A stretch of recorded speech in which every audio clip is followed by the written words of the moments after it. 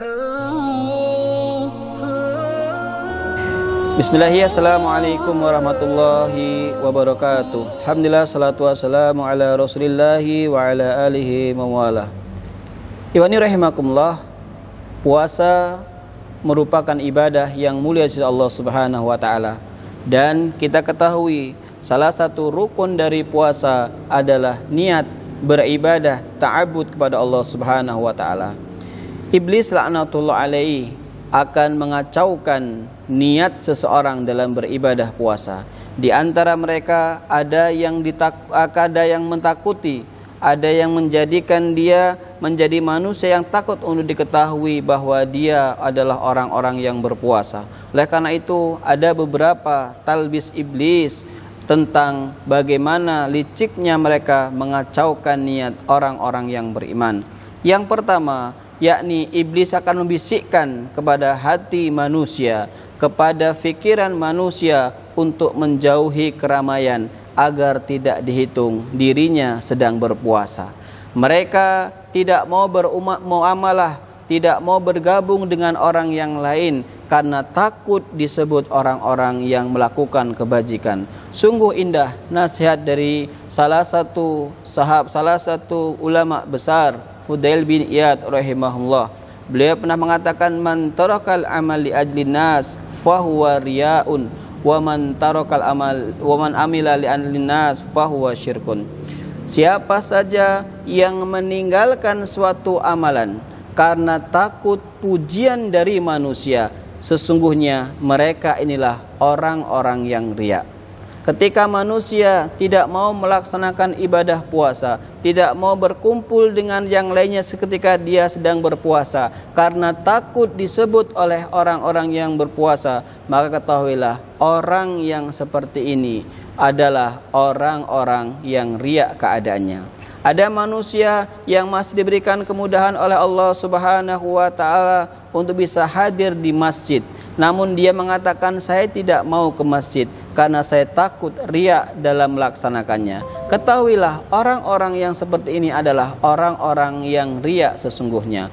Oleh karena itu Fudail bin Iyad melanjutkan, waman amila li ajlin nas fahuwa syirkun. Sementara orang-orang yang mutlak seluruh niatnya karena manusia, dia telah melakukan kesyirikan. Adapun orang yang ikhlas adalah mereka diselamatkan dari keduanya. Iwani rahimakumullah, iblis sengaja membisikkan dalam hati manusia untuk tidak menjadikan manusia gemar bergabung dengan orang lain karena takut disebut sebagai seorang shaimun, orang yang sedang berpuasa. Akhirnya dia membatasi diri dari orang lain karena takut disebut orang yang beriman, dan disitulah sebenarnya pangkal awal dari sebuah riya yang dia miliki. Iwani rahimakumullah. Kemudian yang kedua, berapa banyak manusia yang ditolong oleh Allah Subhanahu wa ta'ala sudah benar niat sirnya, sudah benar niat yang dia lakukan dalam hati atau lisannya, yang diketahui hanya Allah Subhanahu wa ta'ala kemudian dirinya. Namun dia menyengaja melakukan itu di depan manusia banyak. Kemudian Allah Subhanahu wa ta'ala mengurangi kualitas derajat iman dan puasa yang dia miliki. Salah satu ulama yang mulia bernama Sufyan Ats-Tsauri rahimahullah, sungguh ada waktunya manusia itu telah mendapatkan keutamaan karena beramal dengan sembunyi-sembunyi. Kemudian iblis membisikkan ke dalam hatinya untuk menjaharkan amal yang sedang dia lakukan. Disitulah kemudian Allah Subhanahu wa ta'ala memindahkan pahala dari amal yang dilakukan secara sembunyi-sembunyi kepada amal yang secara terang-terangan.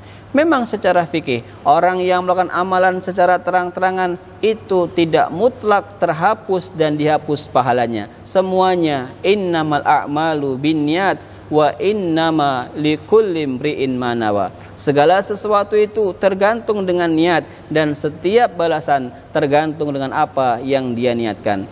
Namun alangkah baik jika memang tidak diperlukan, kita tidak perlu mengekspos amal kita, karena di situ sebenarnya ada bagian dari iblis untuk membisikkan talbis iblisnya.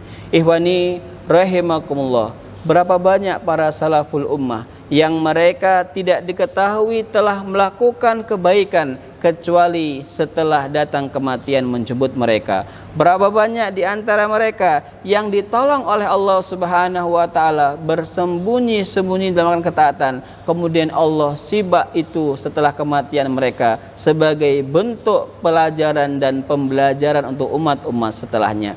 Disinilah ikhwani rahimakumullah, yakinlah dengan firman Allah Subhanahu wa taala, wa kafa billahi syahida, dan cukuplah Allah Subhanahu wa taala menjadi saksi atas apa yang dilakukan oleh seorang hamba. Oleh karena itu ikhwani rahimakumullah, iblis tidak akan berhenti menggoda manusia. Dia akan membisikkan dengan bisikan yang halus sampai manusia meninggalkan jalan Allah Subhanahu wa taala. Itulah target utama yang akan mereka canangkan untuk diri kita. Oleh karena itu hendaklah kita berlindung pada Allah Subhanahu wa taala dari keburukan talbis iblis, karena ini perkara yang sangat halus dan tidak nampak kecuali orang-orang ditolong oleh Allah Subhanahu wa taala yang bisa menghindarinya. Semoga Allah senantiasa mengistiqomahkan kita di atas kebaikan, memudahkan kita dalam ketaatan, dan kelak kita dimatikan dalam keadaan husnul khotimah. Amin ya rabbal alamin. Subhanaka Allahumma bihamdika